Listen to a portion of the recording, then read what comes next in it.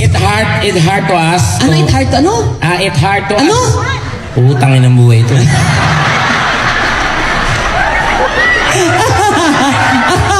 Hindi naman tayo marunong mag-Italya. Kasalanan mo yan. Anyway, ate, ano mo siya? Boyfriend na? Okay. Boyfriend mo yan, ate? Oo. Wow, Nieta. Ano masasabi mo? Nakakaluwag-luwag ka na. Yes. Oo. Diyos ko, bibig mo pa lang, ang laki na, Punyeta yung bibig hanggang tenga na, te. Oo, syempre, malaki-laki rin yan, kahit pa paano, di ba? Sa Pilipinas, tablado ka. Dito, gwapo ng boyfriend. Ilang years ka na dito? Almost 10 years ka na. Oh, ang perfect. How long you been together? Ilang years na? Bago lang. 1 year and a half. Okay. At You don't speak, di mo tinuruan magtagalog? hindi nga, paano yan maluloko, tanga? Marunong siya. You know Tagalog words? Porque, malaki puke. Porque malaki puke para kantotar.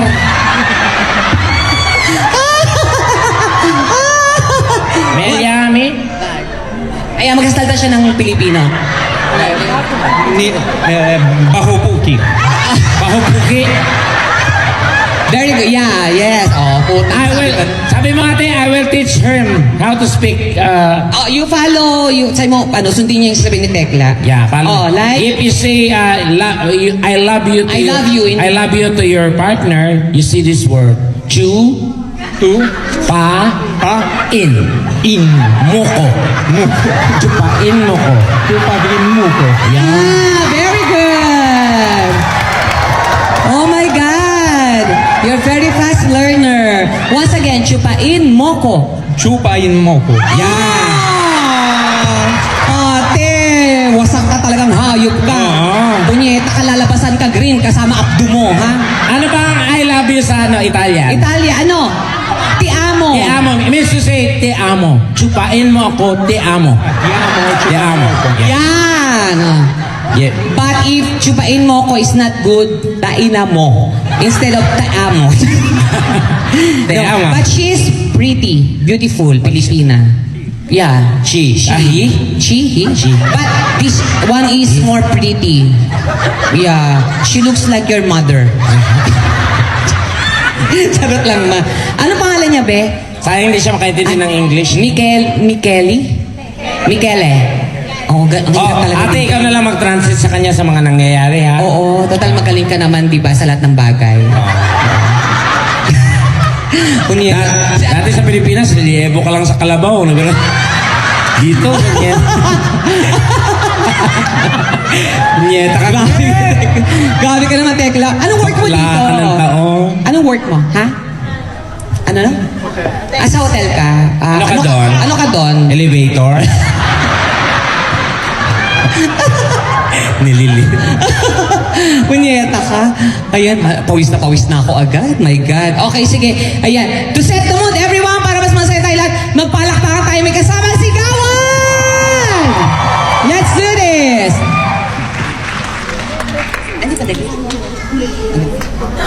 Halika na. Wait na tayo. Hindi, kailangan po namin kumanta din para mabuo yung aming sakot. At makauwi na. Oo. Sige, mauna ka muna. Ang ganda ng suot mo. Ay, thank you so much ka pala sa nanamit sa akin ngayon. Sino? Si Liz. Wow, so shy, Liz. Uy. Tanga. Anong Liz? Liz 50%. Les yun, tanga. Ang ganda mo, kakang lumot. Wala talagang magandang damit sa kasyon, no? Nyet. Labas. Palapakan mo na Super Tekla. Kumusta naman, Kapitan? Marami bang huling, Kapitan? Sige, ganito po. Ako muna po. Palapakan niyo naman si Dinita. Ako munang kakanta para sa inyo lahat. Okay lang ba yon? Sige. Diyos ko, napakainit. Napakainit pala dito. Shucks. Init ako. Hey, Mikael.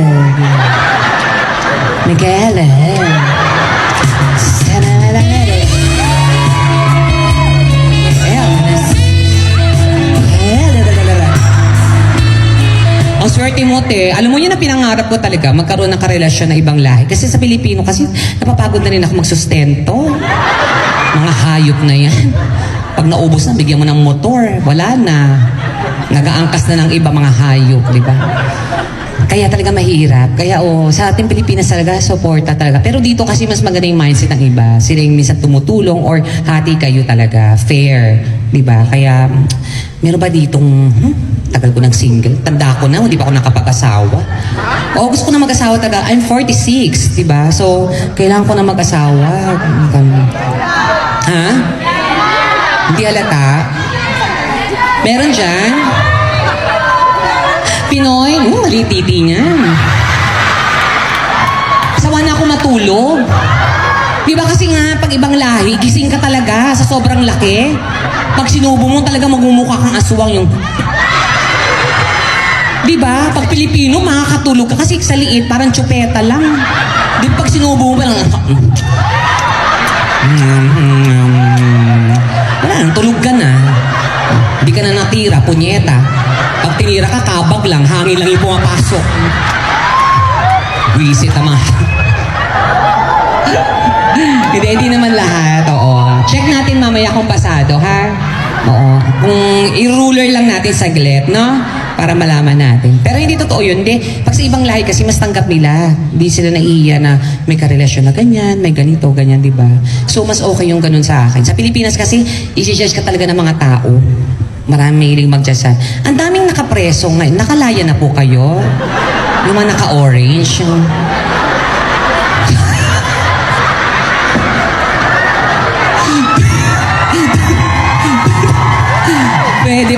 Pwede pala manood yung mga preso dito.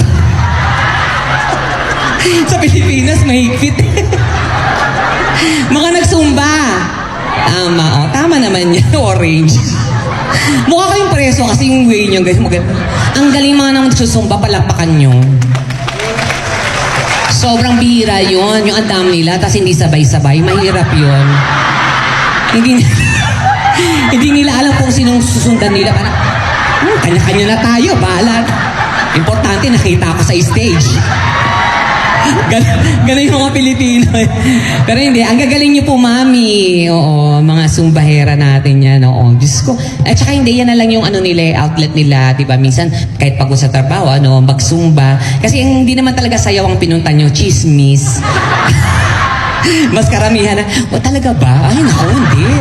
Oo, nakita ko, ang liit nga. Hindi, thank you po sa inyo sa mga nag-perform kanina. Anyway, kakanta lang ako muna ng isang awitin para po sa inyo lahat. Hindi po kami singer ni Tekla, kami po ay mga vlogger, comedian, TV host. Pero pagkatay din po namin kumanta, ha? So, aawit ako ng isang awitin para sa inyong lahat. Ano yung kanta dyan? Bahala ka. O yung mga nasa taas, okay lang kayo? Huwag masyadong gagalaw, ha? Kasi kanin lang yung pinandikit dyan, no? So, kawawa yung mababagsakan. Sige, here's a song from Adele para po sa inyo lahat. Play, DJ. Ang pangit talaga na... Salamat. Hirap kumita ng pera. Wala pa kami halos tulog, kaya na kasi pa...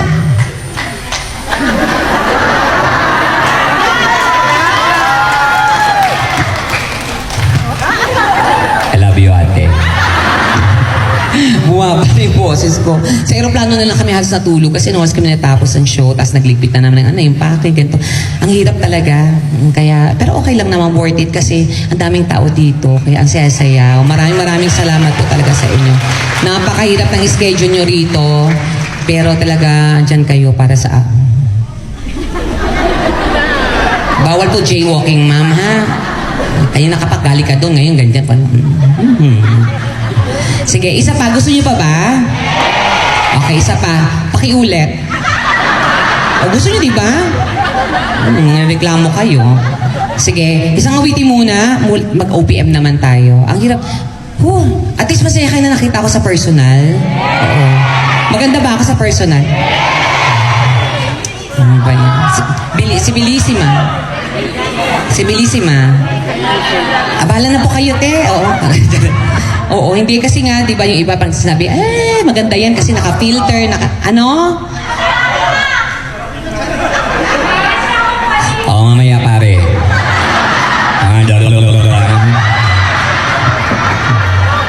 Hindi, gwapo yun eh. Nilapit ako kanina. Pilipino siya, oo. Tapos sinalikan ko. Ay, yung tinigasan agad.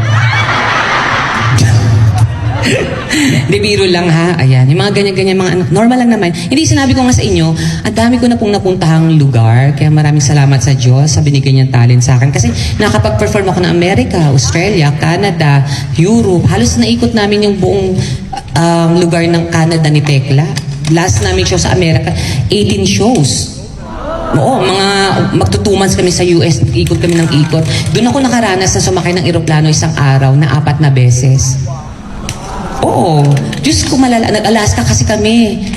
From, di ko alam kung saan yun. Ganyan, nakasa Alaska na kami. Lilipat pa kami isa pang plane. Parang Pilipinas, magsisibo kami. Parang ganun. So, grabe ang lala. Pero ang sarap. Worth it sa Alaska. Doon ako nakainom ng tubig na pinakamalinis. Di ba kasi nasa kanila yun, yung sa glacier? Yun eh, pinakamalinis na tubig. Uminom talaga ako. My God, Diyos ko, tinigasan ako sa lamig. Kasi yelo eh, tumigas din siya, gumanon agad.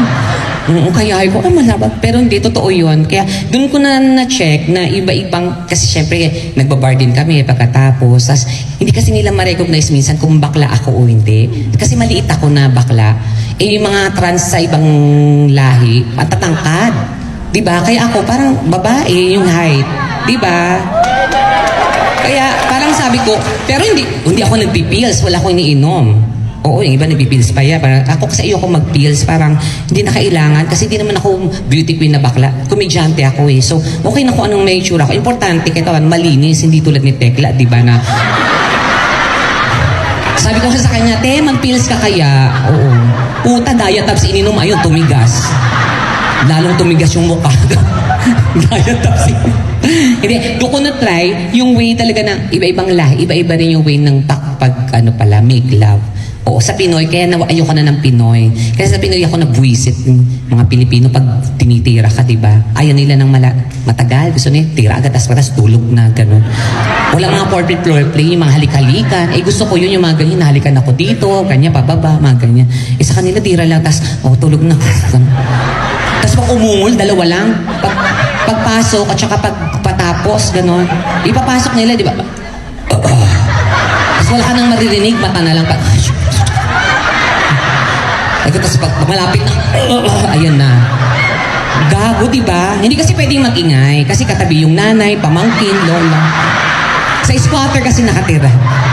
So, paano ka mag-iingay katabi nanay mo? Diba? So, kaya, silent mode sila. Tapos pag nagising yung nanay,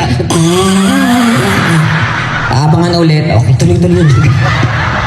Diba mga ganun? Basta nag-Korea kami ni Tekla, ang sarap din. Ang mga Koreano, mapuputi, makikinis.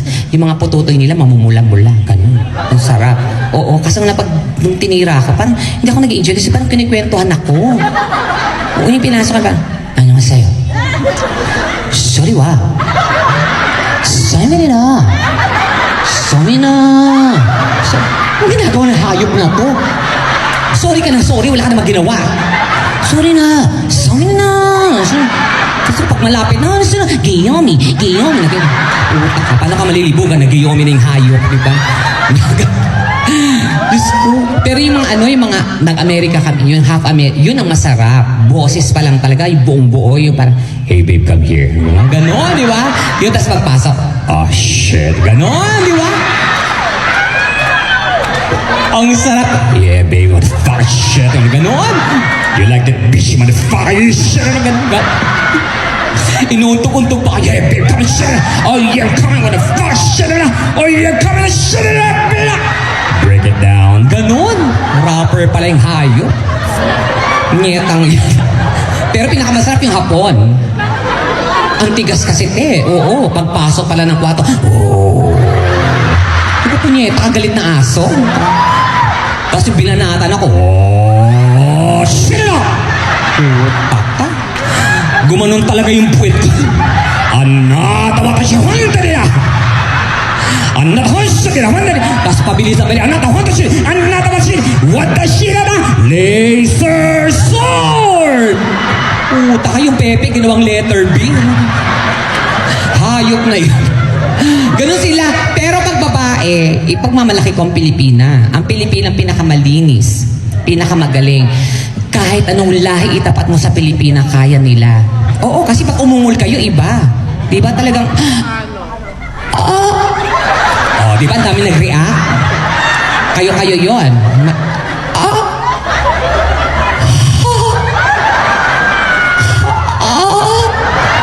Punyeta, nasaksak na pala. Tulong. kaya pala ganun ha. Quiset.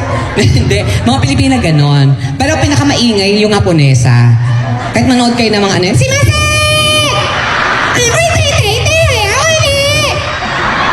Puta ka. Alam mo talagang tinitira sa kaingin ng kapitbahay. Ano ba? Di ba ganon sila? Si Mase! Kaya ka mo, kuya tayo. Ang umangko, yun yung pechay. Pepe yung umangko. Tawag sa kanila. Pag bata, umangko. Pag nagdalaga ka na, umangkok. Kasi lumalaki yun. Pag nanganak na, ubandihado. Pag kila nanay, okawa na yan. Medyo malaki. Yan, mga oknan man. Tapos sila, pag binabanatan, pag malapit na sila, naiiba. Si Mase! Haya ko, parang bilisan mo. Si Mase, haya ko ngayon ka na. Haya ko, makit ay, haya ka na. Haya ka na. Isa ni too. Punyet. Gago. Sabi ko, pati sa Mitsu, nakita ko yung Pepe, may salompas pala. Wala kasi sila mga feminine wash, yun lang nilalagay nila. Oo, pero normal. At saka hindi, ito lang ano ka na ba, ate? Ano ka na? Hindi pa? Okay.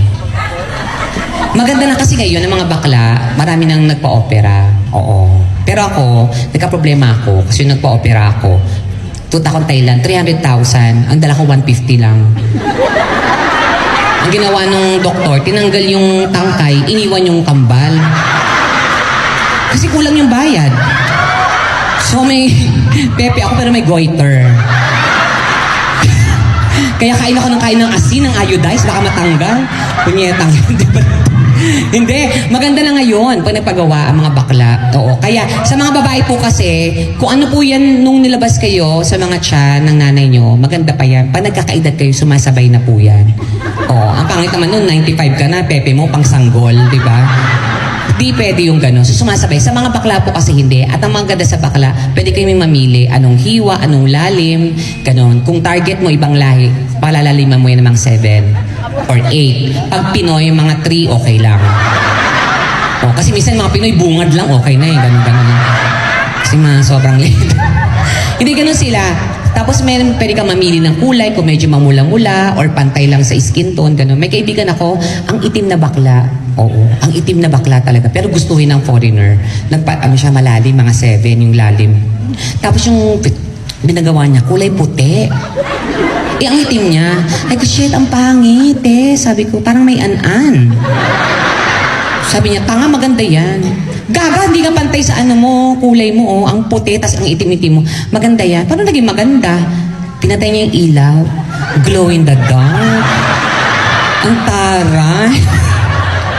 Naglalakad talaga yung Pepe, nakalutang na mga.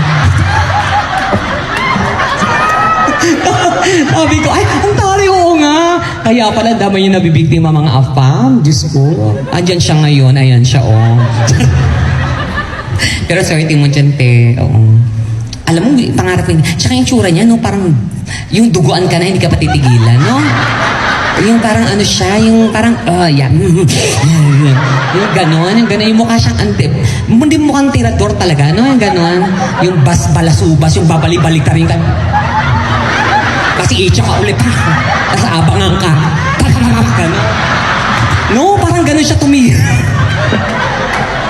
Nakakaloka, Diyos ko. Dadaling ka kung saan-saan, di ba? Yung come here.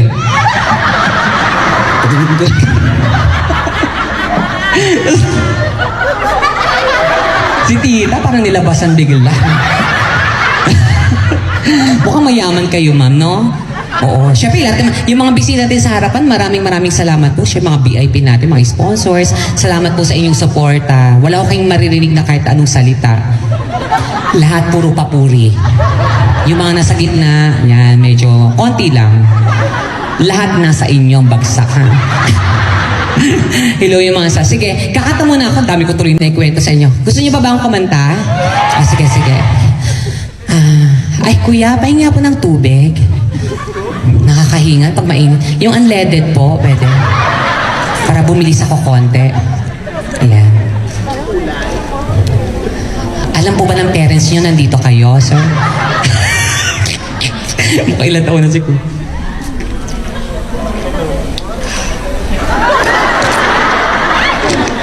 Maliit. Pang Pilipino lang yan. Sige. Ay, ang ganda ba yung suit ko? Pinagawa ko to para rugged lang yung dating natin to. Ano po? Oh! Ay naman! Oo, pinagawa ko. Ano? Arbor! Tanga! Arbor ko dyan. Bilhin mo! Oo, bebenta ko. Sige. Magkano ang deal mo? Magkano ang deal mo? Ha? Siyempre euro, tanga. Pepeso tayo. Ang hirap-hirap na 1 peso. Magkakaproblema pa ka sa Pilipinas, ipepeso mo ko. Ha? 5 euro? O gago ka, bigyan ng sunulid. Gawin mo to lahat. Tarantado ka, 5 euro? Hindi mo ba alam na ilan ang pantalon na sinira dito para mapatagpitagpit, tapos 5 euro ka lang at demonyo ka? Baka gusto mo yung pepe mo, tahiin ko, makita mo. Tapalan ko ng maong yan, tapos sibira na lang natin. Gaga ka. Mahal-mahal ng ganito. Diyos ko, ilang pantalon sinira ko para lang makabit-kabitin, tapos 5 euro kang hat. Huwag naman nahimik ka dyan. Yung mga preso po, babalik na po sa selda. Aray ko. Ay, napakainit. Sige, isa pang awitin. Play mo yan. Tagalog tayo. Magjaya muna tayo. Go. Yes.